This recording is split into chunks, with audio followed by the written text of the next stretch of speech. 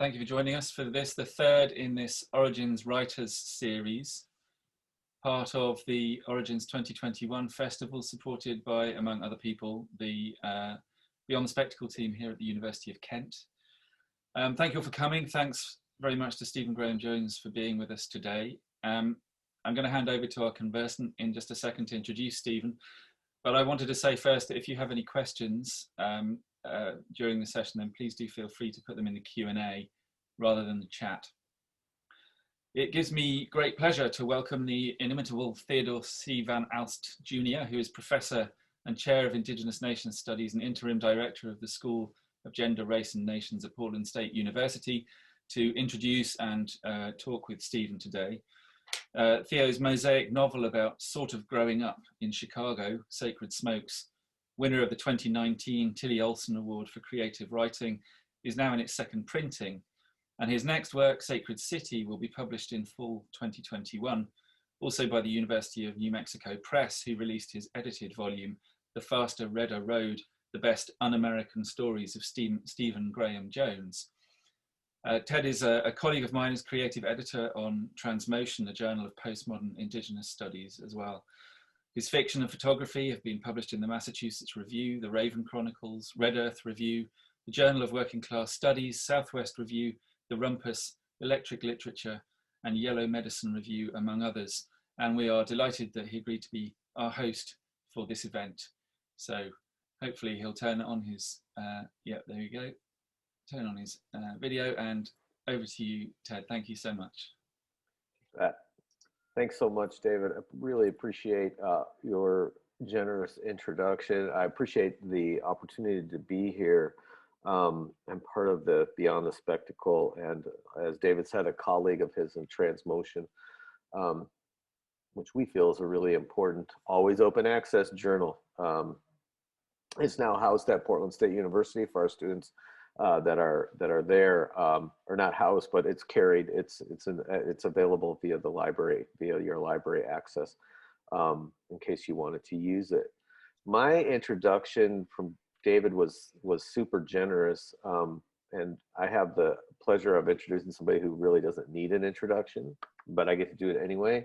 And so his is much briefer because he does way more good stuff than I do. So I'm going to do the full formal. Stephen Graham-Jones is the New York Times best-selling author of nearly 30 novels and collections, and there's some novellas and comic books in there as well. Most recent are The Only Good Indians and Night of the Mannequins. Next up is My Heart is a Chainsaw. Stephen lives and teaches in Boulder, Colorado, and I would add probably influences the world from his mountain roost in ways that even he doesn't realize. So I want to turn this right over to Stephen. He's going to read. I'm really excited. And if you guys have not heard Stephen read before, man, you're in for a real treat. So I'm going to, I'll turn off my screen and mute and stuff, and I'll give it over to you, Stephen. Did I miss anything? No, that's great. Thank you. Thank you. You know, okay, cool. Very cool. All right, here we go, folks. All right. Thank you. Thank you for that introduction, man. Very, very honored. And you know, I've left my camera on before when people are reading, and you feel like everybody's looking at you to like smile or nod or something. So it's probably good to turn your camera off. And I'm actually nervous reading this piece. I have not ever read it aloud before. I have only reread it once to check all the more egregious typos, but so there could be some stumbles in here. It's pretty new. Growing up hunting. Pretty sure I was 12 when I discovered Wolverine in the comic books. He was short, which I already wasn't. He had extravagant sideburns, which I still can't do. He was Canadian, which was about as far from West Texas as it gets. He smoked cigars, which weren't my thing then and aren't now. And he drank whiskey in bars, also not my thing. Really, of the X-Men, who I identified with the most was Rogue. My mom even had to come to school to get me out of trouble for writing a paper in Rogue's phonetic diction. Yet one thing Wolverine had that I connected with at what felt like a spiritual level was that he knew the woods, he knew the animals. I thought I did too back then, for a couple of reasons, I guess. The first was just that I spent a lot of time out in the pastures of West Texas. I'd work with the cats to corner mice. I'd watch my dog hunt quail. She'd catch one every now and again, too. And of course, I'd have all the usual run-ins with coyotes and rattlesnakes, sandhill cranes and pack rats, tarantulas and jackrabbits. Woods is a generous description of the mesquite scrub I was roaming, but you make do with what you got, right? The second reason I thought I knew the woods and animals was that I'd somehow read Tom Brown Jr.'s The Tracker book, where he relays his boyhood growing up learning wood lore from so-called stalking wolf, a Lipan Apache who would later turn out to have probably not been real, or to have not played the role he was given on the page anyway. The Tracker goes on the same shelf as a Yaqui Way of Knowledge, but I had no clue about any of that when I was 12. As far as I was concerned, Tom Brown Jr. was telling the gospel truth and nothing but. And because I'd absorbed his books so completely, taken every lesson to heart, climbing inside his made-up childhood as if it were my own, I imagined I was some kind of special hunter. Only, now that I've left West Texas, mule deer and hogs have moved in, sure, but when I was growing up, you had to drive a couple hours away to scare up anything that might count as big game. Moving irrigation pipe at sunup, I'd seen mountain lion tracks in the mud sometimes. We were always hearing stories about some pumper who had hit a black mountain lion. They were always black, and had it in his freezer at his trailer, but we never saw any of them. Of course, that just made them even more legendary. All our dads liked to go out hunting on Friday nights too. I remember being 10, 11, and seeing all the trucks packed up and bearing down through a field, their headlights turning all the dust into a haze, and wondering when I'd be old enough to go with. What they were hunting was rabbits, spotlighting, much beer involved. I hear now that this still happens, but it's not so much with rabbits anymore, but coyotes and hogs. As an adult, I've seen these fathers and sons pulling away into their Friday night, the dads in the cab behind the wheel, the sons and their friends sitting grim-faced in the bed, the butt of their AR-15s resting on their thighs like they're going to war. And they kind of are. But in my day, it was rabbits. By the end of the night, well, by midnight or shortly after, really, the bed of the truck would be mounted high with dead rabbits, and I'd hear the stories of backing up to the lip of some caliche pet or another and slinging the rabbits one by one down into that darkness for the coyotes to feast on. It was supposed to be magical, timeless, amazing. I knew that when I was part of it, I'd be, if not grown up, then on the way to being grown up for sure. And then it came, my 6th grade year. I was 12, it was time. I don't remember saying bye to my mom or little brothers. I don't even remember the drive to whichever pasture it was. I do remember that one of my uncles, who I'd always imagined would be at the center of this kind of night, wasn't there. His loss, I figured. I was there with my stepdad, and there were 22s popping off everywhere, and other 6th graders being ushered into this adult world. It was all swirling headlights and truck tires carving deep furrows into the pasture, throwing rooster tails of dirt high behind. With my Hot Wheels, I'd of course been playing Crash Up Derby for years. This was that, just with guns in the mix and no small amount of alcohol. When it got real for me, I guess, was when there was a rabbit flopping out in the headlights. Not just flopping, but bucking, catching real air in its death throes. My stepdad was in the bed of the truck with me, and he hopped down with the truck still rolling, picked that rabbit up by the hind legs and bashed its head on the bumper, threw it in with us, and was back in himself with the truck, never even stopping. I remember I flinched watching that rabbit's head hit the bumper, and I didn't shoot any that night. I wasn't scared or grossed out or anything. I was just disconnected, I guess, something like that. The next day, though, the whole next week, I couldn't stop talking about it. All the amazing shots, all the near misses, one truck nearly ramming into another, and throwing the rabbits in the pit for the coyotes. I was already telling stories by then, and I'd imagine I pumped this Friday night up to mythic proportions and put myself at the center of most of it. That's what you do. Anyway, a week or two later, I was staying with my grandparents, who lived even deeper out in the pastures than we did. From their place at night, you couldn't see another light back then. When there were grass fires a few miles away, we'd stand on the porch and watch the flames glow against the underside of the clouds. And my granddad, he knew animals, had been watching them his whole life. He was always telling me how a covey of quail would arrange themselves in a bush when they were nervous, and what a cottontail would eat when it got dry enough, and what frogs do in the winter, and how the cranes didn't used to come to this part of the country, and more and more and more. No, his stories weren't as infused with the mystical as Tom Brown Jr.'s were, but still I hung on every word, soaked every last bit of information in. Of course, I told him I was a big rabbit hunter now. Did he know? Had he heard? And when he just turned away, left the room or the fence we were working on, the riding lawnmower we were trying to rehab, I'd find reason to sidle up again, tell him who I was now, what I was. Finally, he told me he liked to hunt rabbits too. Did I know that? This quieted me. I couldn't imagine him in that maelstrom of dust. Wouldn't all the gunfire scare him? He asked, did I want to go rabbit hunting with him, maybe? I did. I did. After dinner, we got into his truck and eased down smaller and worse roads until we found a good field of grass, not much mesquite. My granddad parked us there, turned the truck off. Then, right about dusk, he pulled his headlights on. One by one, rabbit after rabbit stood up above the grass, their ears radar locating us, their eyes catching the halogen light. Where's the gun? I asked, getting panicked, looking behind the seat. Did we bring it? This is hunting too, he told me, and tossed his chin. And disappointed, I settled back into the seat, already sure this wasn't a story that was going to feature in the high school cafeteria on Monday. Too, though. Watching those rabbits just listen to us and watch us, and then decide we weren't a threat and go back to their foraging. I'd like to say I understood what he was telling me. I really would like to say that, but I was 12. A couple of years after this, hunting on the reservation in Montana, my great uncle had me come with, quietly, so we could sneak up on this cow moose sleeping on the side of a hill. She was going to be easy pickings, but then about 30 yards out, she got ahead of us on the breeze and lumbered up.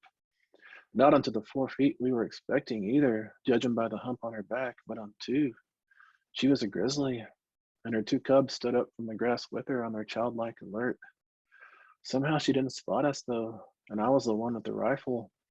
Slowly, drawing no attention, I leveled it on her, was trying to find her in the crosshairs, which was when my Uncle Jerry cupped his hand over my scope, guided my rifle down, shook his head no just once, making sure any more motion, making any more motion would get us charged by a mama bear.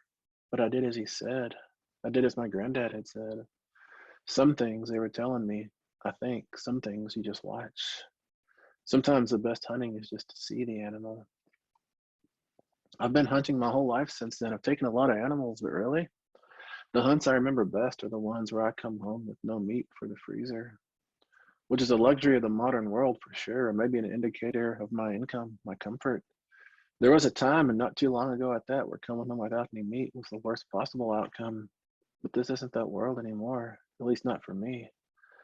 But those hunts where I come back empty-handed, I don't remember them best because of the camaraderie or fellowship. And it's not that hunting is a great excuse for hanging out with my dad, my cousins, my friends, my own son. Those are all great and I wouldn't trade them, but I think it goes back to Wolverine, really. Over and over in the comic books, Wolverine would track some elk or deer, some moose or bear. And as often as not, more often really, he would just nod to that animal, the same way Tom Brown Jr. was always doing. It's enough to be out in the field with them sometimes. It's enough just to be in the same world with them. This year, out in the field, up on the reservation, I was lucky enough to walk over a rise and onto 2 young white-tailed bucks sparring with each other, talking 10, 12 yards out. When 2 dudes are going at it like this, though, their surroundings fall away. Man might be in the forest, sure, but who cares, right? Anyway, after about 40 seconds of clattering their headgear together, they noticed me. One of them grabbed the ground under his hooves, was ready to turn to smoke the way whitetail can. They're just like cottontails. The other guy had his blood up, though. He started nodding to me, challenging me, even came a bit closer, pawing at the snow like to pull me in, let me be part of this with him. Of all the animals I've seen in the field, their racks wide enough to cradle the sky, their meat and muscle stacking up in their haunches, it's this young buck I'm going to remember the best, I think. He's still out there, of course. I would be a bad guest to shoot the host inviting me into his house, wouldn't I? This year I'm buying my meat at the grocery store, yeah. It's embarrassing to be a hunter and have to say that, but it's better, always better, to sit in the passenger seat with your granddad and have him point with his lips over there and over there now. And what about that one? I'm still watching them watch us back, Granddad. More and more these days, really. Thank you.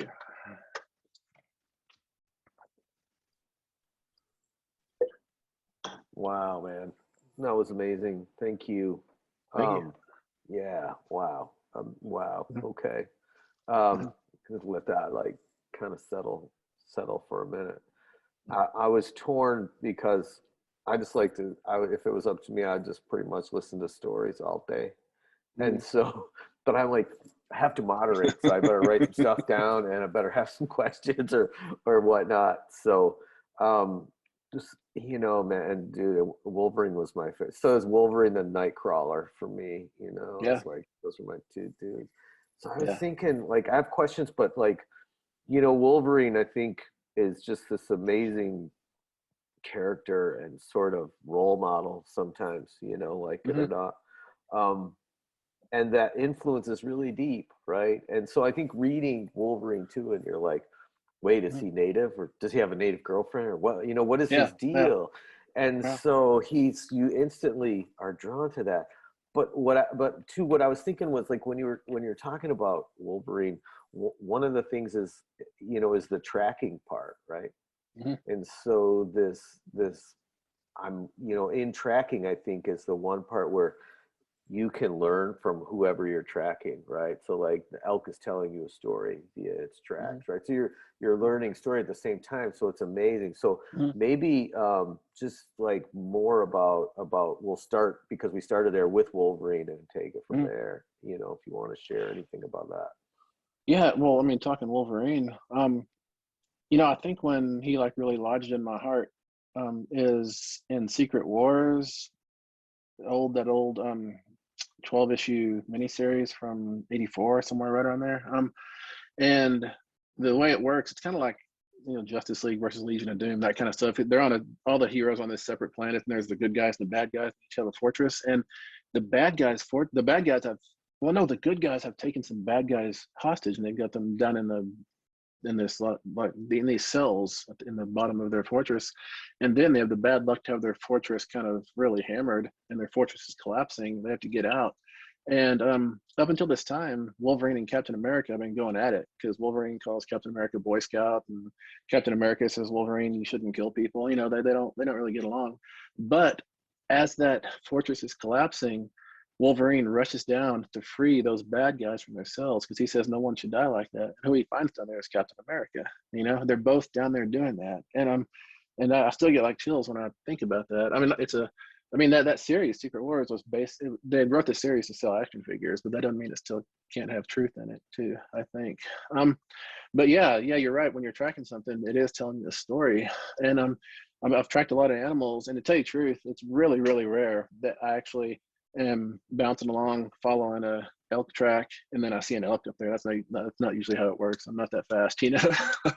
But what I do learn is where they walk, how they won't skyline themselves, and they won't necessarily follow a creek, and they don't always take the easiest path, and this kind of stuff tells me not how to catch this elk or how to ambush this elk or whatever, but how to find elk generally. It doesn't mean that I find an elk every time. I'm not one of those hunters, because it's funny, my dad, whenever we've gone our separate ways in the woods for the day, and then come dusk we're both lugging back to the truck, usually I've like taken my bootlace out or something and tied it around the skulls, and I'm carrying a lot of skulls. I always find a lot of skulls when I'm out there, and he always says, what are you doing? You're not supposed to find skulls. You're supposed to find deer and elk, But I love skulls, man. I've got my backyard full of them. Right on. Oh man, that's cool. That's cool. You know, I think too, that was one of the other things, like talk about, we're talking about hunting, and elky things and hunting things. Mm. But one of the, I guess, for me is, um, I'm a light and time and all of that kind of guy. And so I think about hunting, like, that early in the morning, you got to get up, man. First thing, you got to get out there before everybody else is, or you're hunting at twilight, right? And into the dark. And so those are the magic times of the day, right? Those are the entry, Mm. or those are sort of the entry times.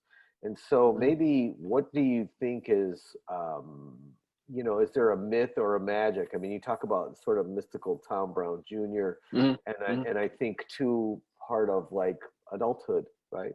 Mm. You're passing through as you go to your first hunt, and you're like, yeah, and I get to hunt with Grandpa, but it ain't Mm. what you think it's gonna be, No, right? no, it ain't. It.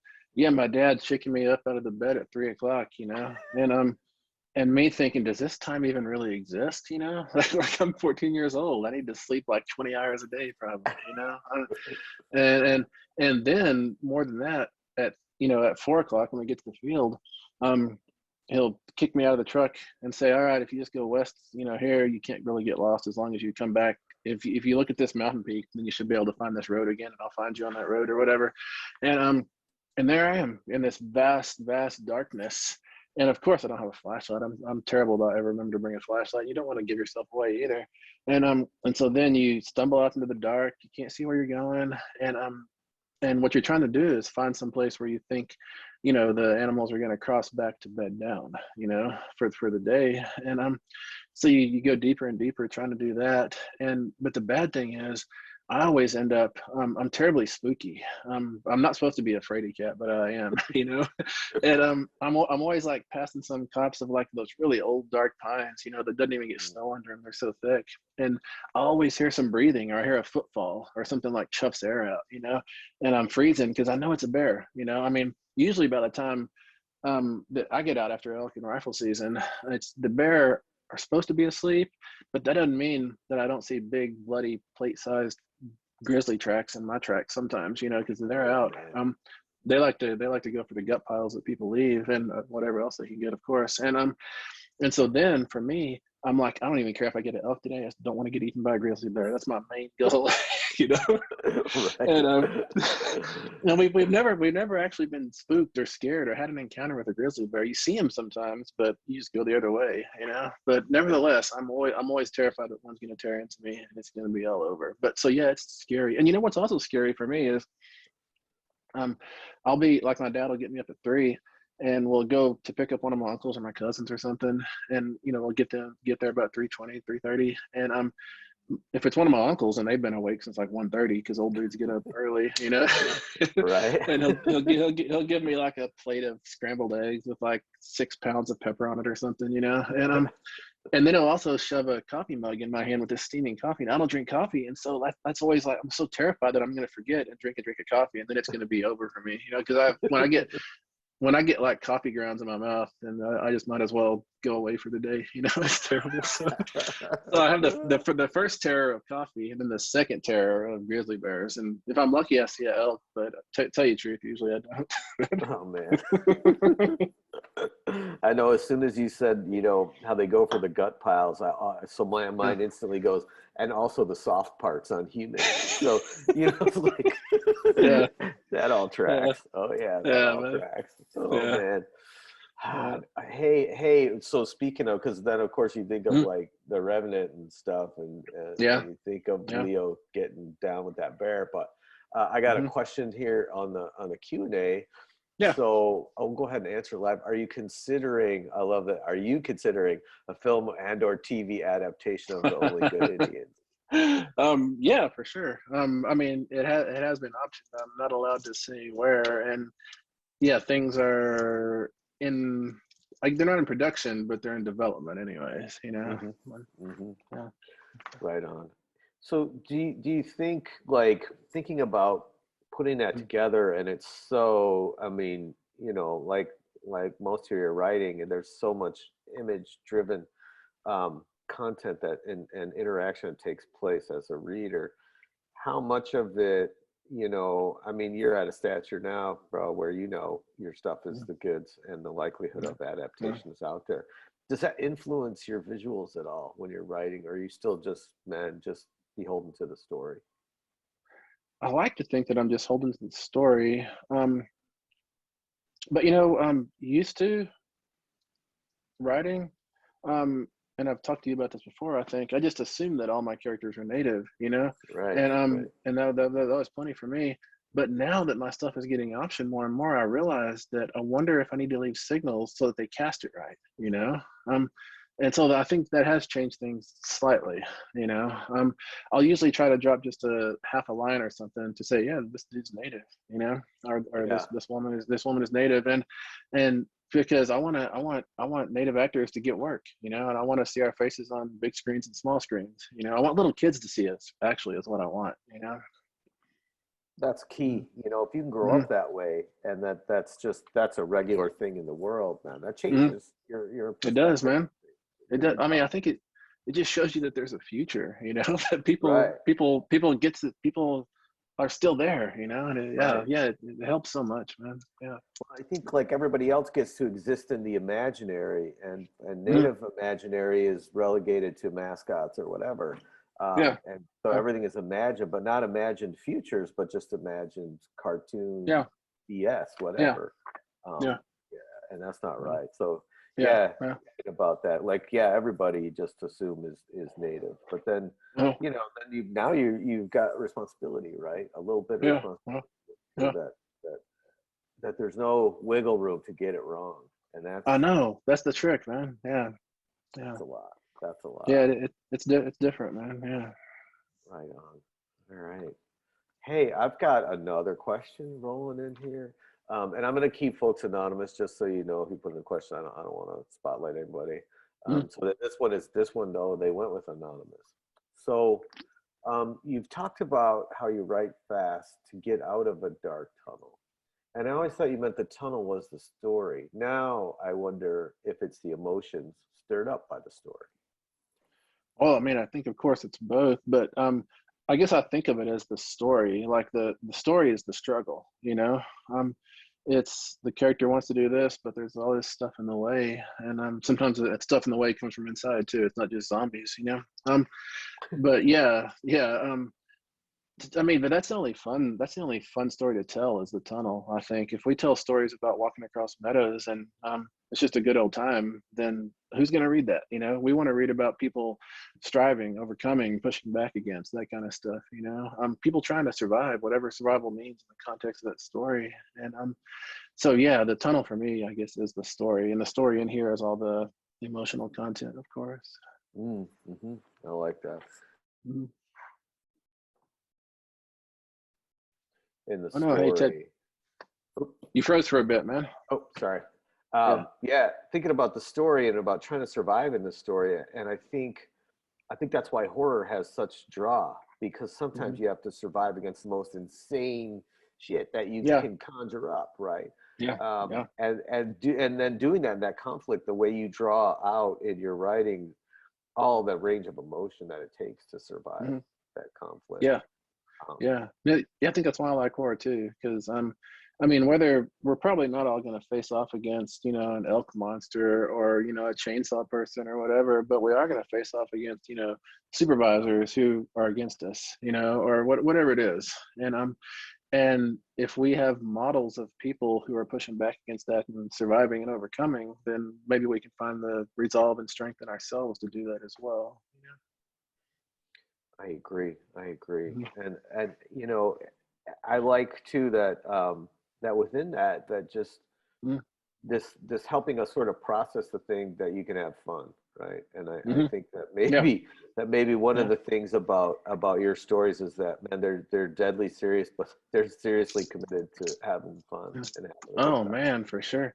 Yeah. If I'm not having fun in a story, then I don't know why I'm writing it. You know, it's gotta have some. I mean, you know, everything you write has to have like a wrapper of entertainment around it because that's what brings people to it. You know, they're like, oh yeah, I do want to read about a mechanical werewolf. That sounds kind of cool. You know, but then inside of that wrapper of entertainment, you can do whatever real emotional, intellectual, whatever kind of work you want to do. You know, but yeah, it's got to be fun. You know, the horror that I never believe or buy into or engage as a reader, I guess, is the horror, which is just like bad thing, bad thing, bad thing, bad thing, like Mm. for 300 pages. And I need bad thing, you know, ha ha ha, bad thing, and then another comic moment, you know? Right, you gotta have some relief in there, and I think that's Yeah, part of yeah, the storytelling tradition, right? You have to have some yeah, time because it's yeah. rugged to read like a Jack Ketchum, man. Dude, It you is. know, you're like, holy moly. So I'm gonna Yeah, go with yeah, this Lansdale for a minute and like just kind of palate cleanse it. exactly. Yeah, Lansdale's good at inserting the jokes and stuff. It's not like jokes. It's not like, you know, slapstick, but it's like, I mean, the way comedy works in horror or humor works in horror, it's like a pressure release valve. You know, you're right. If you're sitting around a fire telling people stories, then it's not just dour, dour, dour. You have to like give them little spikes of laughs, you know, and that keeps people invested. It's like that up and down that we need as Yeah. readers, as listeners. You do, and I think too, learning from, I actually had like a folkloristics class in college, and they Hmm. were talking about storytelling, and they were talking about like this traditional way of doing that is like to make people either cry or make them laugh. You have to disarm them emotionally before you lay like a big truth on them. If you want them to Yeah, remember some shit, yeah, you've got to do that work, you know. And yeah, so, uh, yeah. I always look for that in your stories because your stories are just Yeah, like thanks, all thanks, of a man. sudden you're like, holy crap, this book is almost Yeah. over. Boo, Well, you thank you. know? Thank, Yeah, thank you. Well, man. I mean, you do that too in your fiction too. Oh, I think thanks. hopefully people just figure out that I'm not saying that's definitely a good way to do it, but you and I do it. So within the context of this talk, we can say that's a good way to do it. You Yeah, we can agree on that. Yeah, we're good with that. I don't know about you guys, whatever you're doing. Um, know? Yeah, uh, gee, yeah, hey, and so I'm excited as always. I got another question here. So I'm yeah. always jazzed to talk about werewolves, bro. Hmm. So this question comes in and it says, I don't think anybody has to answer, but pre-answer, but have you read Steinbeck's werewolf novel? And if not, how badly do you want to? Oh my God, please, please, please, No, please. I would really love to. I need to go to the Steinbeck archives. They're what in Austin, is that right? I think so, yeah. And I would like to read that. But to tell you the truth, now that like the was it the Guardian who did that article? Now that that news is everywhere, that's got to get smuggled out. I mean, Oh, I'm not saying that the Steinbeck state doesn't need I want them to get their cut of it, of course. sure, But sure. I don't want it to exist in pirate land. But it's now that everybody's clamoring for it. Hopefully, we can see it. In spite of the estate saying if he didn't want it published, then we're not publishing it. You know? Yeah. And if Yeah. anybody should write the intro or forward, bro, it's you. So you really need to. They really need to reach out. I'm gonna Yeah. campaign. If they're looking around and be like, no, dude, this is a New York Times bestselling author who writes about werewolves, so you don't understand. He needs to do it. He needs, oh, and he has a PhD, jackass. Give him the book. So yeah, whatever. You gotta Oh call no. in all the markers, right? Yeah, man. No, I'd love to read that, man. Yeah. That'd be great. That'd be great. Oh man. All right, I don't have any, I don't, there's no pending questions from folks, so I'm just trying to, Mm, you know, I guess maybe getting back to the hunting and maybe thinking about like, you know, like I said, the hunt with grandpa isn't what you think it was going to be, right? mhm, mhm, But what you talk about too is that you know, there's a magical portion to it, but there's also, like you said, a magical portion to coming back empty-handed too. mhm, And mhm, I don't know if there's something more you want to kind of dig out of there and talk mhm. about, or because I You think know, there's there. I wonder if I was a better hunter, like if every time I went to the field I came back with something, then I don't think I would there wouldn't be a story because I would have a bag of meat basically. Man, probably 19 times out of 20 when I go on the field, all I come back with is a story. Like Mm, I found this lake and I don't think anybody knows about this little lake out there. And I walked all around the edge of it and I kind of traced it in my, I had a piece of paper with me. I'd come back with stories I remember one day I went out and my son and I were out actually, and I was talking about those dark copses of like old pine where the snow didn't even get, and I hmm saw one of those, and it was freezing cold, so I ducked in there, and it smelled all funky. And turns out it was a place where a grizzly had been stashing wild horses, like eating the mm, horses, and he or she would drag them back there. I thought grizzlies ate where they killed it, but I guess they drag it to their home place or whatever. And so that whole little copse of pine trees was just a killing not a killing field, a slaughterhouse. Just like things in all different stages of decay, horses everywhere. And oh so I went man. around for the hour and I got as many horse skulls as I could and put them on a string and lugged them out. And I knew the whole time that grizzly is gonna, I mean, because it's not hard to track me in the first place, but it's really not hard to track me when I'm carrying like 80 pounds of skulls on me. you know I knew I knew it Oh, was gonna, yeah, I knew it was gonna come for me, but it didn't. So I God, made it, man. dude, the pine-based abattoir. That's wild. Like, holy crap. Holy crap. And thanks for getting me to the point where I could say one of my favorite words in all the English language in casual usage, right? Yeah, man. Yeah. I know. And as soon as you said dragon skull, because I'm thinking about Sunday, I'm thinking about other methods of Mm, dragon skulls. But as soon as you gave me mm, that image, I was like, holy moly, there we go. Oh my God, right on. uh, Oh man. Hey dude, we have a yeah. question, and this question is from somebody I know. So I'm going to say their name. Yeah. So Shane is checked in with us. Small plug, Shane and I are working on an indigenous horror dark fiction anthology for which Stephen has graciously agreed to write a forward/intro, whatever it is. So here's Shane, right on, and thanks for that. Here's Shane. He says, I love the dark humor you inject into your stories. Do the jokes mostly come to you at the desk while writing, or do they jostle around in your brain during your day-to-day life? I see horror and comedy as twin brothers, and we had this chat the other day. Yeah, they, Yeah. No, they definitely are. I think that's why, like, Jordan Peele, coming from a comedy background, was able to do Get Out so well, because horror and comedy work by the same, like, principles and techniques. It's tension, tension, tension, release. And sometimes in horror the release is like a evisceration or a decapitation or whatever. In comedy, the release is a punchline or a gag or a visual gag or whatever it is. But that's the exact same technique. And like the Krasinski doing A Quiet Place, he kind of comes from comedy with The Office and all that. And the what's that guy's name? David Gordon Green did Halloween. He comes from a comedy background. So many, I think comedy people, they have the tools and the techniques to do really good horror. As for where any kind of stuff like that might come up in mind, yeah, it is just, it happens while I'm writing it, I guess. I don't like go back and think, well, I have this joke, I'm going to wedge it in here, because I don't really think of myself as someone who has jokes. I can't tell jokes to save my life, because I always start laughing because I know what the punchline is, and I never get there. Right. I'm so one of my brothers and one of my uncles. They are the best joke tellers. They just inhabit that persona, and I'm so jealous of that ability to tell jokes. I've never been able to do it my whole life. But my characters, I think, tend to deal with tense situations by trying to, like, ramp it down with some sort of line, or I think that's probably what a lot of us do, actually. So yeah, it just happens as and when it happens. I wish I could think, like, mechanically and say, well, it's been this long since that last smile, I got to put another one here, Right. But, insert joke here, like yeah, formula or whatever. No, the humor thing, man, it just, I think you have to build it. You're a storyteller, so the humor it gets built into it. Just dropping a joke it's not the same as the story working itself into a humorous corner area. For sure. Right on. Yeah. I got another question. This one's over in the chat, it looks like. It says, is there any meaning to seeing and surviving a powerful animal in the wilderness? I have met a grizzly, a gaur, Gaur, Gaur, I don't know what that is, and a rhino in nature.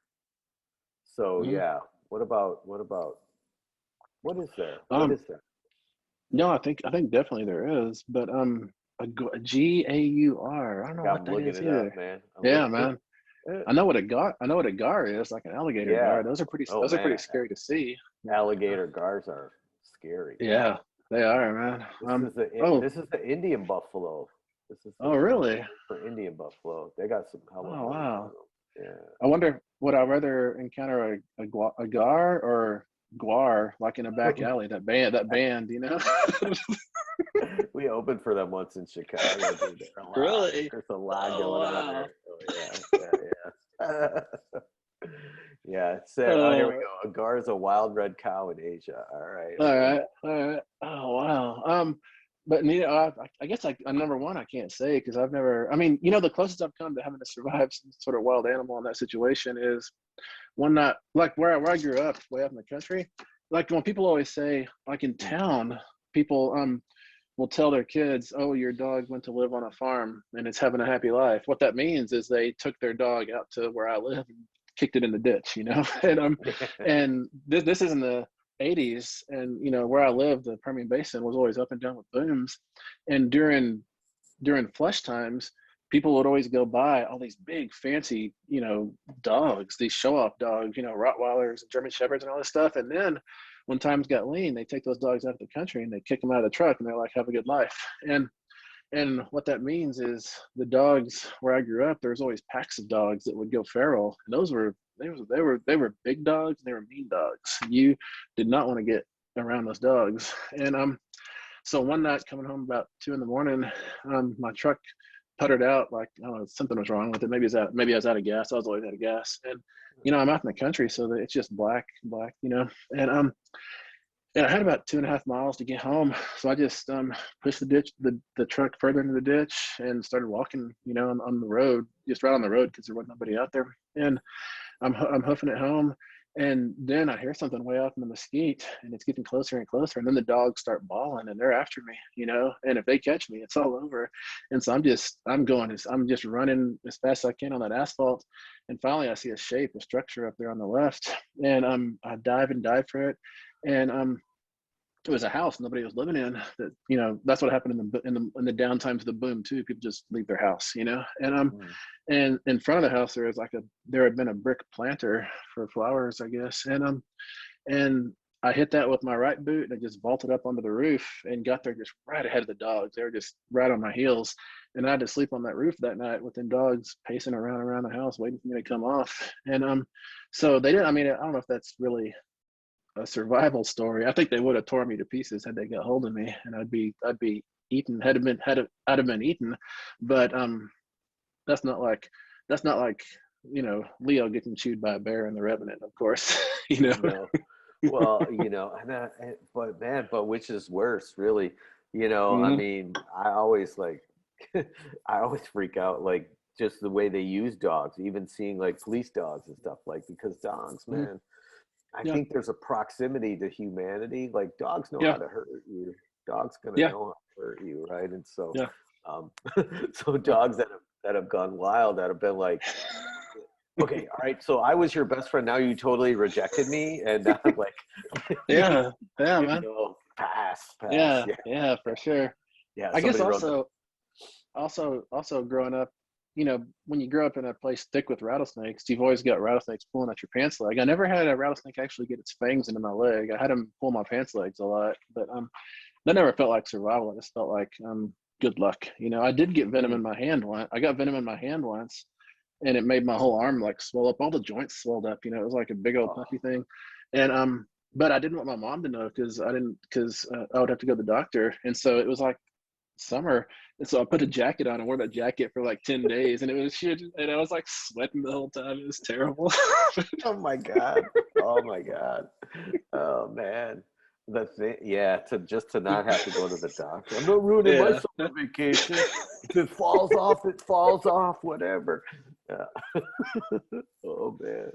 And one of the first readings I did for All the Beautiful Sinners, I went back home to Midland, and I was at a bookstore, and I was standing up at the podium, and there's like 6 people there, and one of my uncles, he somehow knew I was in town, and so there I am giving my little, whatever I'm doing, and the door opens, and he walks in, big old dude, and the first thing he does when he walks in, he says, "Stephen," and I'm like, I'm doing something, and he just keeps talking to me the whole way up there, and he's limping, and he gets up there, and he like doesn't recognize that there's an event going on. He just thinks I'm there for him to talk to, and he goes into this story telling me how he's off work that day because that morning he got bit by a rattlesnake on the foot, and that's why he's limping, so the boss gave him the rest of the day off, but he didn't ever go to the doctor either. He just limped for a few days, and that's all.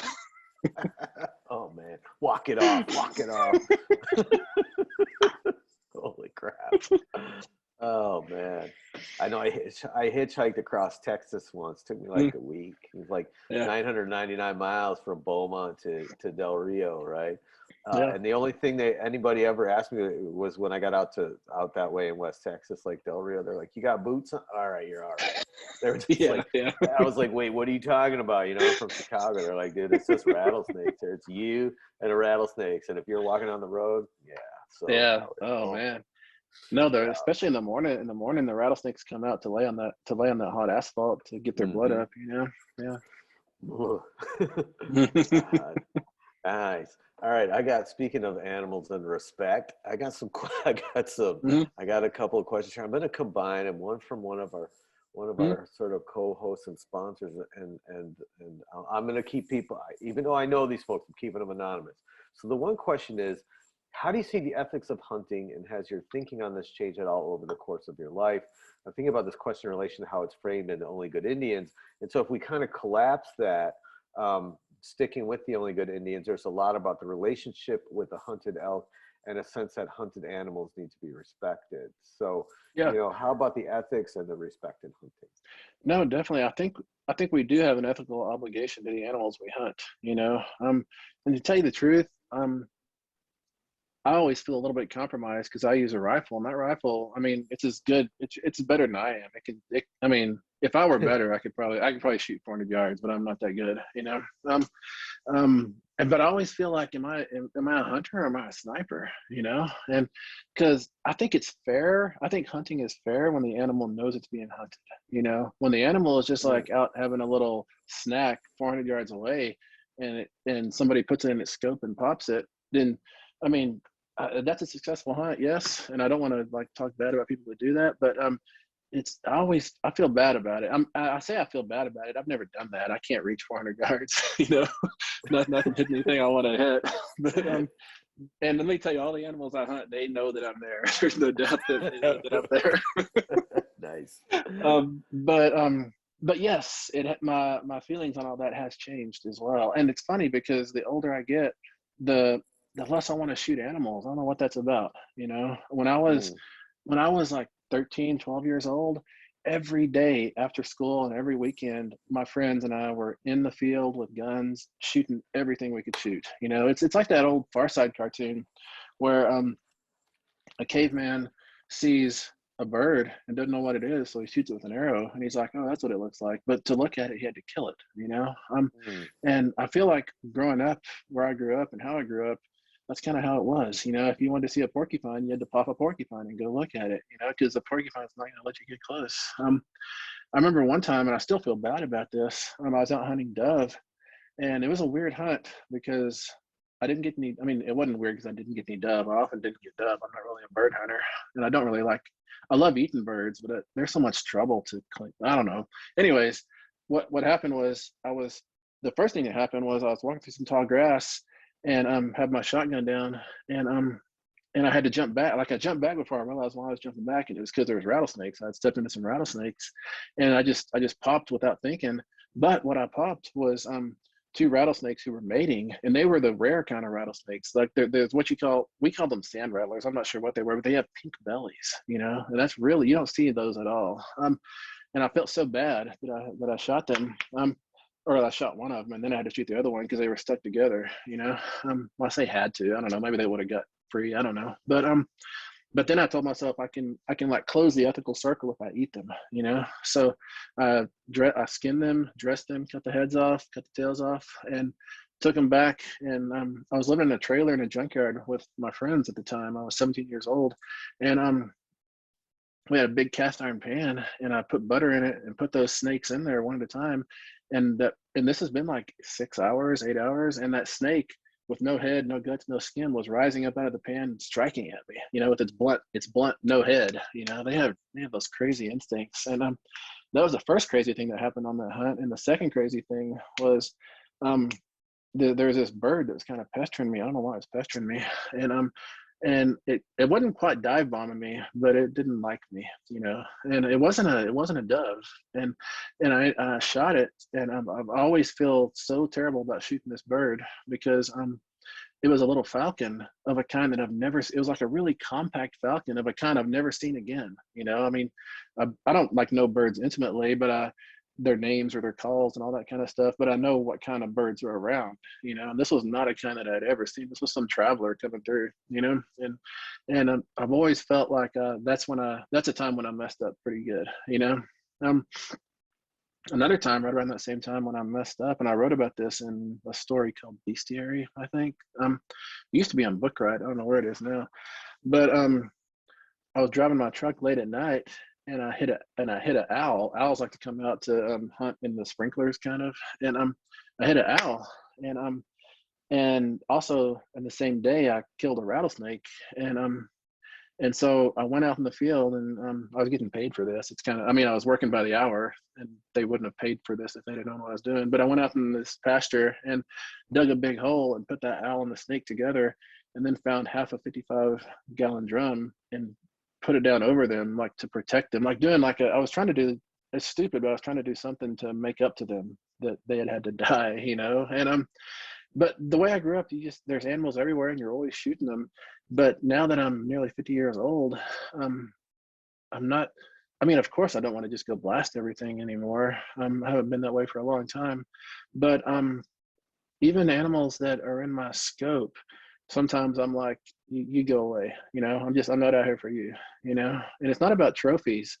It's about, it is about that, I want to say ethical obligation, but it could be guilt, some sort of guilt as well. I'm not sure, but like, yeah, eating elk is better than eating cow, but also sometimes you have to deal with the guilt of having killed that elk and left her calf out there or something, you know. Hey, you're muted, man. Yeah, sure. Bring family into it, just totally ruin everything, right? But no, but yeah, you're right. You're right. Yeah. And I hunted a lot more birds than, so I can tell you it's okay, like pheasant. And I'm from Chicago, I'm from the Midwest. We go to Wisconsin. Just step on the wings and grab the legs, like, and just pull. You know. Yeah. You're good to go. Pretty easy to clean. I've seen grouse. Like we've got a lot of grouse, and you can kill it. You can dress a grouse. You like do a cut, and then you just sling it, and the breasts come out, kind of. Yeah. And you're holding the rest of it. And yeah, it's pretty clean. Yeah. Yeah, it's a lot more than I could imagine trying to clean a snake, man, or pick them bones. Holy crap. Speaking of Chicago, okay, so here's a question from someone who I shall remain anonymous, but their question makes me like, I think about, like, you know, I was the guy at the Nirvana show at the Metro screaming negative creep when they were trying to promote, you know, Teen Spirit. But can you talk about Lead Feather in relationship to your other more recent work, which is really, that's a cool question. No, it is, man. Lead Feather was, I think, my first novel that I had elk hunting in, if I'm not mistaken, back in, I think it came out in 07. And you know, there's no reason that Lead Feather and the Lincoln Indians can't be in the same world, you know, like the same continuity, along with Mapping the Interior definitely is in the same world as the Lincoln Indians. It kind of shares a character. But Lead Feather, the way, I mean, yeah, there is some elk hunting between Lead Feather and the Lincoln Indians, but really in Lead Feather, I'm meant for that book to hinge on a basketball game. And I didn't do it. I got to the end, and this guy, Thomas White Elk, rises up, hangs, makes this little jump shot, wins the game. And that's what I had tried to direct everything towards, but I got there and I'm like, well, that kind of sucked, you know. That's not very interesting. And so then I put everybody, I know, man. And then I put everybody in the car and was trucking them back home. And then the real end of the story kind of stood up from the ditch, and that wasn't the first time that had happened to me. It's the first time it happened in a novel, though. Anyways, it always happens in stories if I'm receptive enough or lucky enough. But I always felt like I kind of failed because I wanted to tell a basketball story. And so then when I got to the Only Good Indians, I was able to make everything come to a basketball game that actually matters, you know? And so I feel like in the Only Good Indians, I got to do the thing that I tried to do in Lead Feather, you know? I think that's deserved because, man, there's a lot of practice in the Only Good Indians, right? So Yeah. There better be a good game coming out of this because her ass is out on the court all the time, right? Yeah, man. Oh, man. Yeah. Hey, all right. So I've got another question here. It's Yeah. a second from Shane, but it's all good. Nothing else is pending. He says, so you mentioned at some point that your biggest fear is humans with animal heads. Woo, what's the scariest in your opinion, aside from an elk woman? He's about that owl-headed man. He's worried about. Oh man, yeah, the owl-headed man from what's that '87 movie, Stage Fright. But you know, it's werewolves for me. Or you know, I wrote this novel. What's it called? Hold on. It was called The Dog Mother for a long time, but it's called something else. Anyways, it's not published. That's why I can't remember the title. And a part of it came out as Interstate Love Affair and 3 Miles Fast. But this guy, this killer, he kills people and then puts them in his passenger seat and kills a dog and puts that dog head on them, and they ride around and have a good time, you know, or what counts to him as a good time. And that to me is just so chilling, just to be behind that person and to look, to like catch that through their back glass, that someone is sitting there looking like Anubis, you know, that would just that would end me probably. But yeah, people with animal heads terrify me to no end. That's why that one insurance commercial or whatever it is with those people bodies in suits with like Weimaraner heads, like that sends me into a terror. Yeah. Yeah. That's a no. It's a big pass for me. I can't do it either. Oh man. I've got another question here. So this is a good one. And they reference Hitchcock, and I'll just say my little, you know, so everybody has Google, but my other thing I knew about Hitchcock was that when he was a little kid, little guy, he got in trouble for something, was doing something. Anyway, his dad wrote a note and said, I need you to take this note. Do not open this note. Take this note to the police station, right down the block or whatever in England, or I don't know, the constabulary, whatever they're called. Anyway, he takes this note to the cops, and it's like, Alfred's in trouble, lock him up. I'm trying to teach him a lesson. And so the cops locked him up, and then it's like, don't tell him why, don't tell him. And so that, like, Hitchcock comes from that, right? Thanks, Dad. Wow. So in this one, it says Stephen describes himself as a fraidy cat, and he talks about Hitchcock being drawn to horror because he was frightened of everything. Is fear a factor for you in being drawn to the genre? You know, what are you working out? What are you? Yeah. Well, I mean, yeah, I think we are fascinated by the things that terrify us. We're always gazing into our own personal abyss, and me being like scared of the whole world, you know, that kind of makes everything horror. So I mean, yeah, horror is fun and it's a good ride and all that stuff, but I think I am drawn to it just because I really am scared of stuff, you know. Like you can't see it right up here. I have this deer mounted on the wall, and my granddad shot it, and I never met my granddad. This granddad, and in my whole life growing up, I've always had to have that deer close to me because I'm always scared that if I can't see it, then it's gonna climb out. It's gonna climb out of the wall and come for me, you know. And so the whole time I'm riding, I can always look up and see, oh, you're still on the wall. That's good, you know. And that makes me happy that that deer is contained, you know. And I always try to like be good around that deer too, because I know that it's watching. And I know that's stupid. It's just a mount, you know. It's like styrofoam under there or something. But I'm just terribly spooky, man. Just terribly, terribly spooky. I mean, sometimes I think it's for good reason. Like I walk my dog at night sometimes, and I always, you know, bring this super flashlight so I can see in every dark corner. But one night I was out there doing that. I was walking my dog at night. It's probably 11 at night or something, and I was totally alone. And I was feeling pretty good, just looking along, and then I started feeling weird, like something was watching me. And so I slowed down, started looking around, and I never could find anything. And took another couple of steps, and I looked back real fast, and there was some dude walking perfectly in my steps, like his legs were with mine, like you do, you know, when people do that. Yeah. And I jumped forward, and that's the last part of that night I remember. You know? Oh man! Holy crap! Well, I think, you know, I mean, because right, they tell us as writers we're supposed to sort of confront like our fears, and that produces our best writing. So like, it's a blessing and a curse to be afraid of everything, right? Because the material is endless, you know. But holy shit, it is. What a stressful way. I have to watch a lot of. I have to watch a lot of Three's Company to come down.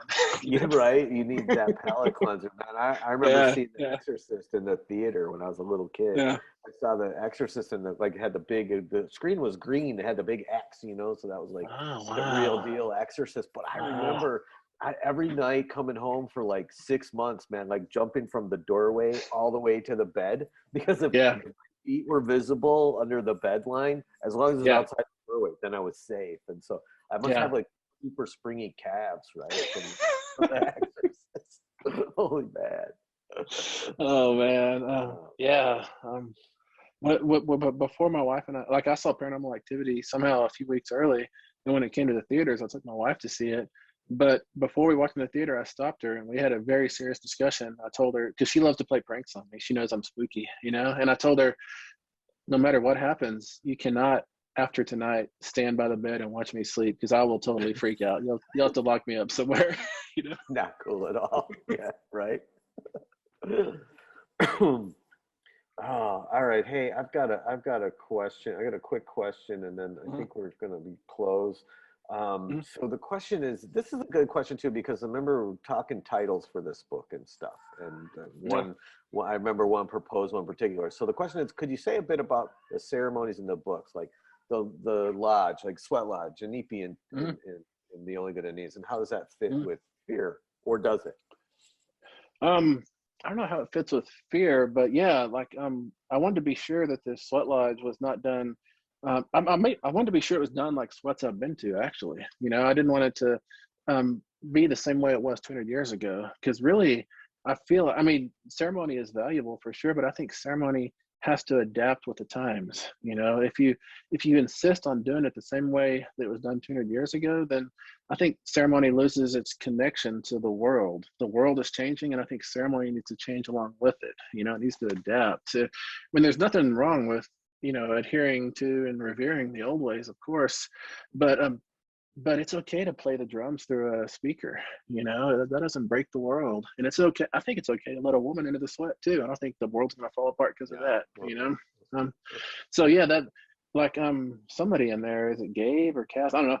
Somebody says, what are the sky police gonna come down on a bolt of lightning and give me a ticket? That's how I always feel with all this stuff. Yeah. No, Leslie Silko talked about things that don't bend will break, right? In regards to ceremony. And I wrote about this, and I just wrote about in Sacred City, will be coming out. But we're admonished by, I don't know if it's Pontiac or Tecumseh's, like, you lazy shits. You have cars to go pick up your rocks, and you got water coming right out of the house. How do you think it used to be? You guys are a little soft. And but it's like, but you're right. It has to be adaptable. It would be sure. It's probably right to carry the water from the stream 400 yards away in a bucket that you made, but maybe we could move it a little forward. Yeah, exactly. I mean, there's probably a basketball game that afternoon you want to watch. You don't have that kind of time, man. I've been to sweats like that, like, bro. Like, this is the finals. I'm like, all right, it's fine.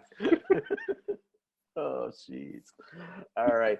I think, okay, so we're not out of time, but I've got to, I don't know, somebody we're talking about closing, and I feel I'm privileged because I kind of a little bit of, like, I know what's coming up. Like, I know the New Mexico press catalog. I know you have other stuff, but like what's coming next? Like where are you looking? What's your next project, or what are you amped about, or whatever? Yeah. It's your close.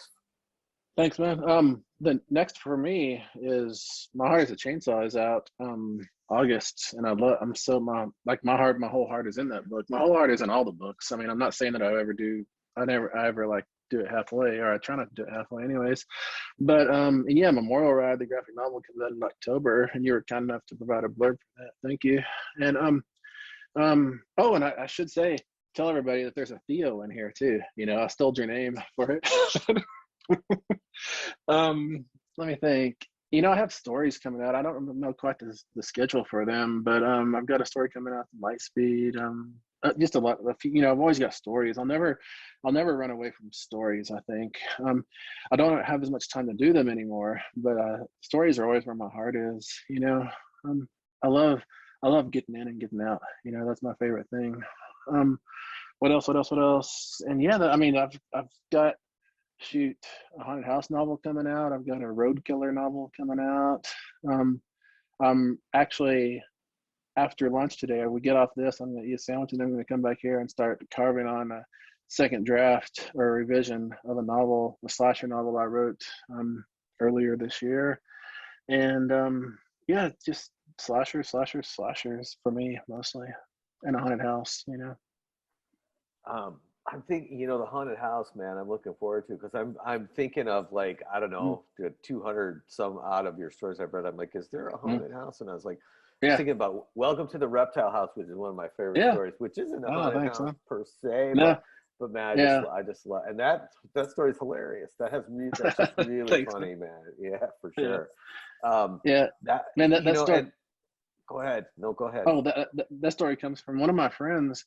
he's got to be friends with a mortician, and so on Friday nights he goes and hangs out in the like morgue shop, whatever it's called, and they drink beer, and this other guy just does all the embalming and stuff, and he's always telling me, hey man, come Friday night, hang out with us, we're gonna carve on bodies, and I'm like, yeah, I don't think so. I don't know if I should be messing with dead bodies. And so that's where that story comes from. Oh man, dude, the vengeance in that story, just I know. it's amazing. It's amazing and Yeah, hilarious too. yeah.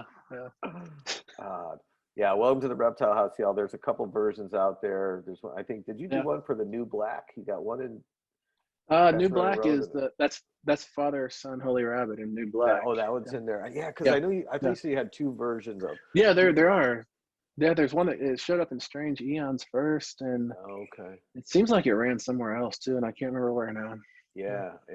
But yeah. Anyway, y'all, if you read, that's a great story. No, thank you. Steven's website is demontheory.net. You still using that, right? And so if you all are interested, it's a cool site, and what he's working on, what he's digging and grooving, and just the stuff out and Steven's world. So if you want more insight, or if you can handle it, that's where you want to go and stuff.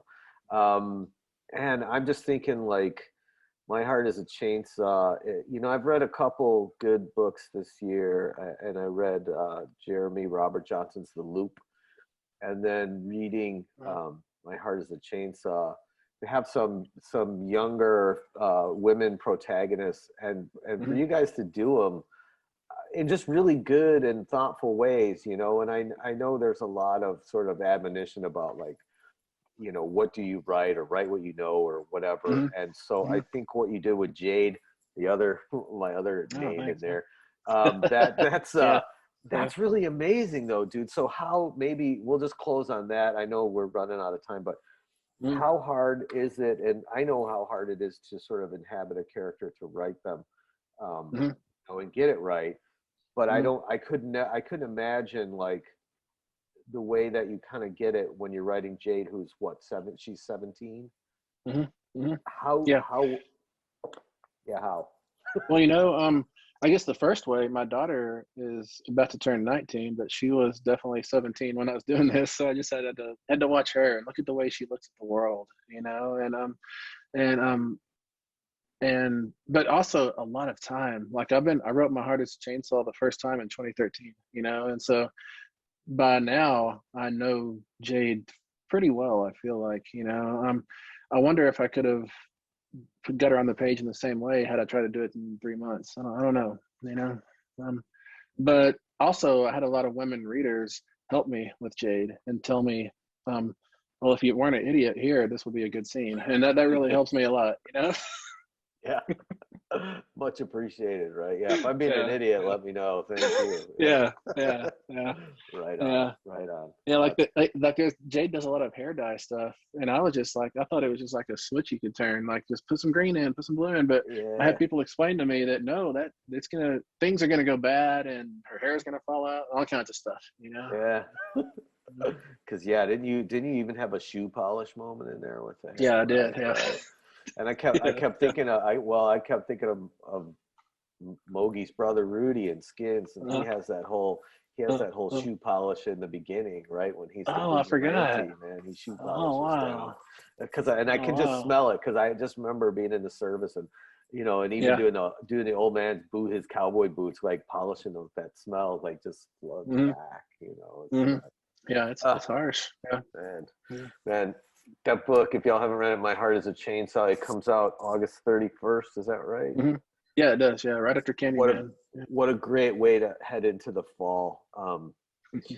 I can't recommend it enough. That book was so much fun and just so much heart. It'll really change you. It'll change you as a reader. Well, really will. Thank you. Well, when is Sacred City out, man? We should tell you. What's the date on that? They're telling me November 1st. November 1st. Nice, so nice. Right around there. Nice. That'll be cool. Thank you for asking. Yeah, we'll all still have eyeliner on from wearing our Halloween masks, making our eyes dark. That's right. And then I'm going to get on a plane in Portland. I'm going to come down to Denver and then I'm Oh, going to go up nice. to Boulder. I want to do some readings down Yeah, your way, and I want to get you up nice. here. So I know you got a busy schedule, Yeah, but we'll definitely do more nice. visits. And Yeah, now that we're handy with the Zoom, maybe we can get those visits and those readings out in the world. It'd be sure, cool. man. Yeah, yeah. All right. Well, we're right about a quarter up. I don't know if I bring in our host. There's David. Hey And guys, yeah, I hate to interrupt you because this has just been so much fun to Mhm, listen to you both talking. It's always mhm, great to hear writers kind of compare notes about process and everything, but just mhm. so fascinating to hear about what drives you, Stephen, particularly. There's a big part of me that wants to say don't stop, and another part of me that wants to say slow down because we can't keep up. It's so exciting to know how much more work, how much new work is coming down the pipeline, Mhm, and obviously Sacred mhm, City as well. We've got a lot to mhm. read this fall. It's fantastic. So I just want to thank you both hugely for this. It's been a real privilege to hear you talking and to hear you reading, Stephen. Thank you to everybody who has attended. I'm going to take one thing with me everywhere I go. When I live in a kind of rolling garden of England in the southeast of England, and next time I start feeling like my life is too sedate and boring, I'm going to remember that I could be waking up and facing my first terror in coffee and my second in grizzly bears if I'd only lived a different life. I absolutely love that. Thank you so much. For those of you listening, we are going to be back again on Thursday, where we're going to be joined by two young poets, Liz Howard and Matthew James Weigel. So until then, thank you very much for being here, and yeah, we look forward to reading more. hey, Dave.